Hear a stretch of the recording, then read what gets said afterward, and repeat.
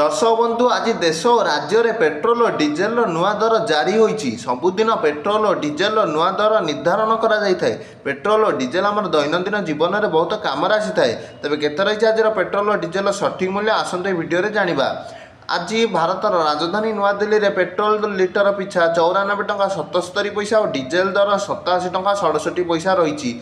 सेहीपरि भाव आज भुवनेश्वर में पेट्रोल दर 101 टंका 11 पैसा रही बेले डीजेल दाम प्रति लिटर पिछा 92 टंका 69 पैसा रही।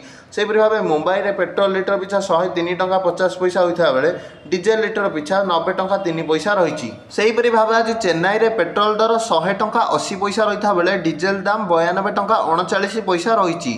सेहीपरि भाव आज कलिकता में पेट्रोल दर 105 टंका 41 पैसा रही बेले डीजेल दर 92 टंका 2 पैसा रही। यह आज समस्त जगह मानक पेट्रोल और डीजेल सठिक मूल्य मु आज भिडियो आपण पेट्रोल और डीजेल सठिक मूल्य केते अच्छी प्रदान करछि। तेणु दयाकोरी आम चैनल टी लाइक और सब्सक्राइब कर दियंतु।